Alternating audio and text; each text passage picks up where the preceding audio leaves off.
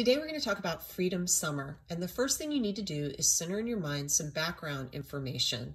Remember, Plessy v. Ferguson created the separate but equal doctrine in 1896. That was when Jim Crow was born. Jim Crow was segregation via a government-enforced racial caste system. This is segregation with the weight of the law.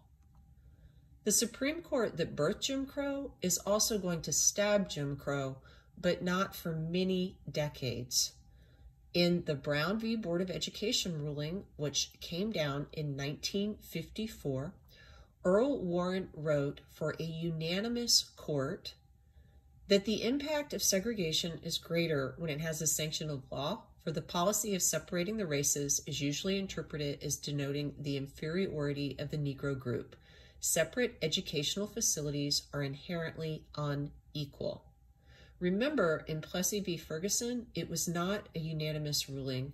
You had the great dissenter who said, no, this is going to cause problems for the society for generations. Here, we're trying to correct that old mistake. Jim Crow, however, is still alive. This is just a stabbing. What we need to do is shoot that sucker in the face on June 2nd, 1964, which is when LBJ signed the 1964 Civil Rights Act, which outlawed racial segregation in not only public schools, but all private and public spaces. You could no longer separate people simply because of an immutable trait via the color of their skin.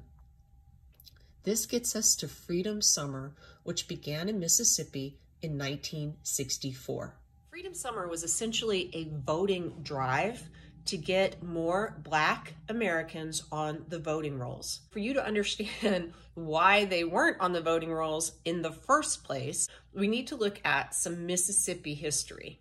In the mid-1800s, Black Americans could vote, Black men, in multiple states: Maine, Massachusetts, New Hampshire, Rhode Island, Vermont, and even New York. Though in New York, they had to have private property, which was not a requirement for white citizens at that point. If you were counting, that makes 6 states. But how many states were there in the Union? Well, there were 34 during the Civil War. So 6 is not a lot. And after the Civil War, while Black men will be able to vote in the South, in the old Confederacy, they did not have the right to vote in some of the Union states that I did not mention. Black people understand that freedom is not enough. You need to be equal as a citizen. And to become that, you need a voice in politics. So they're going to push hard for national enfranchisement. And this is going to come with the 15th Amendment to the Constitution, kinda, sorta. So what does the 15th Amendment do? It says that you cannot deny someone the right to vote based purely on their race. Can you deny them the right to vote based on other things? Regardless, in the old Confederacy, there were a lot of Confederate white men who could not vote until they had taken a loyalty oath. So that allowed Black men to be able to exercise this franchise without a lot of resistance at first. This will result in the first 2 Black senators to be elected in the great state of Mississippi. Hiram Revels and Blanche Bruce were both Republicans. It did not take long for a resistance to rise up as the Democrats tried to reestablish their hold on the South and regain their power within a racial caste system. By 1871, the KKK was firmly entrenched, and they had actually murdered a Republican judge after a dispute over a white man trying to teach little Black children how to read. That then turned into this giant riot in which 30 plus of the most prominent Black citizens in the city of Meridian, Mississippi were hunted down and killed. Using the KKK and other paramilitary groups to enforce their will, the Democrats slowly rose back up into control And by the 1880s, not only were they intimidating Black voters, they were engaged in mass voter fraud to hold on to what they had regained. In the 1890s, there was a uniting of Black and white farmers' alliances via the Populist Party, and this became a big threat, and this became a thing that gave birth to some new and devious ways to crush the Black vote. We're going to see the rise of laws that work around that 15th Amendment as we put in place literacy test, grandfather clauses, and the poll tax. To give you an idea of how effective all of these new strategies were, in the 1890s, Black registration in Mississippi was around 147,000 Black men. Women, of course, could not vote at that time in the South. And this was driven down to around 8,600 Black men by 1900. So 147,000 to 8,600. For you to understand what happens next, you need to realize that poll taxes could also disenfranchise poor white voters because they also couldn't pony up the money that was required to go to the ballot box. Sometimes they had workarounds for this, like, as I mentioned before, grandfather clauses, but these were not universal. And I also don't want to, I'm broad brushing this entire battle. Please realize that. There are things that I'm not mentioning, like the white primary in a region of the country in which there was only one political party. I mean, these guys were really devious about how they stopped people from voting. In the 1940s, the United States engaged in World War II. Many young men went off and fought the Axis powers. And at home, we decided, you know what? Veterans should not have to pay the poll tax. A veteran could go and cast his vote. Well, were there only white veterans? Edgar Evers was a Black vet from Mississippi who did go with some of his buddies to the polls to cast a vote. Unfortunately, they were met with armed resistance, so they were turned away. This does not mean that Edgar Evers gave up. There were over 3,000 Black veterans who cast their vote in the late 40s, but many more, like Evers, would start to agitate.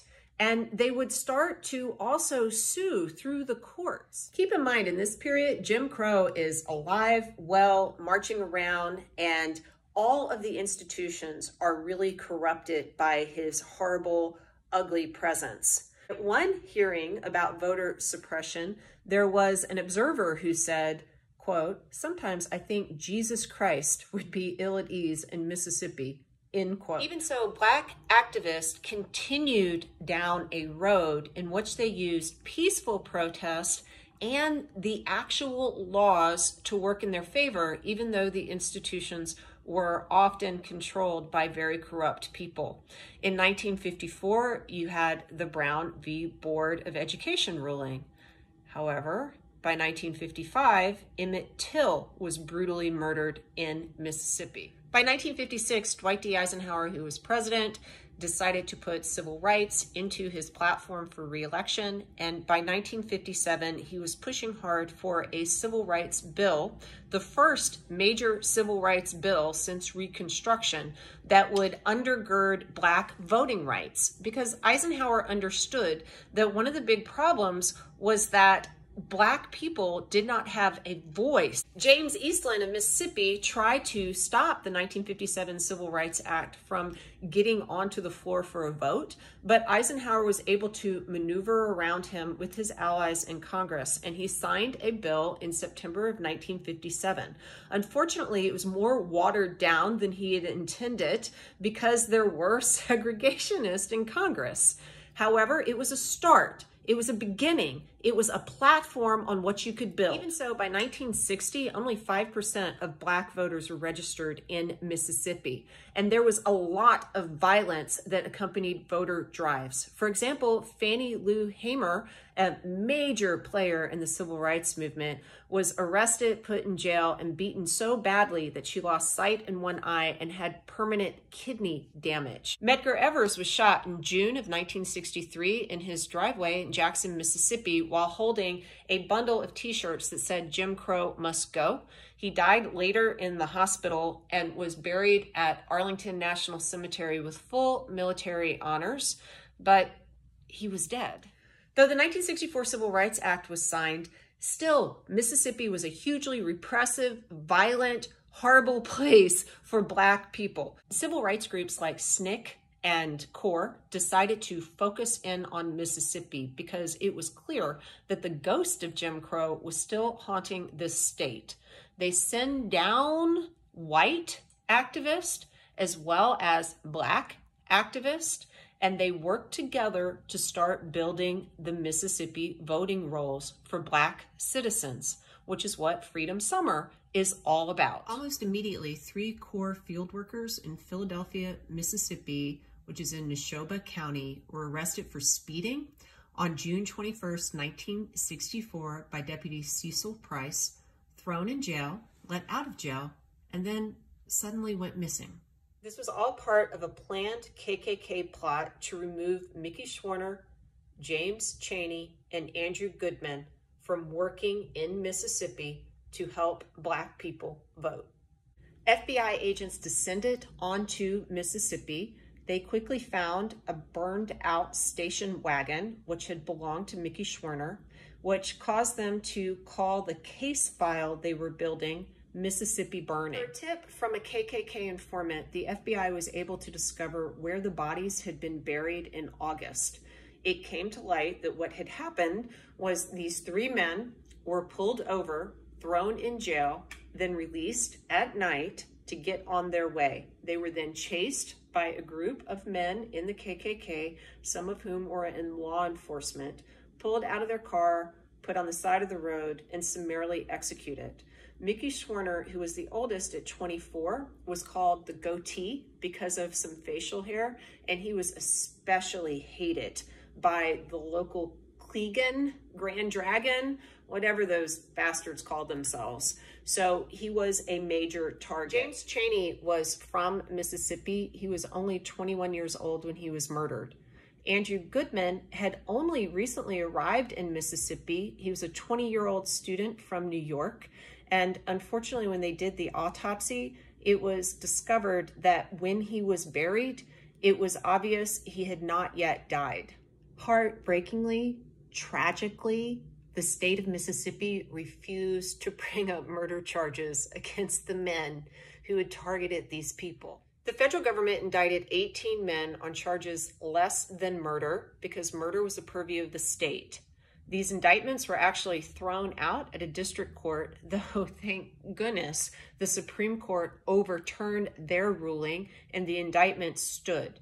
Unfortunately, still, even so, only 6 of these men, including the deputy, Cecil Price, were going to go to prison, and none of them served longer than 6 years. Even though these sentences are laughable, they are worthy of note because this is the first time in Mississippi history that an all-white jury had held a state official accountable for any crime that looked like this crime. The KKK member who had planned everything, the main instigator, according to all sources, was a fellow named Edgar Ray Killen. And unfortunately, a member of the jury refused to prosecute him because he was an ordained Baptist minister, and she said that she could not convict a member of the cloth.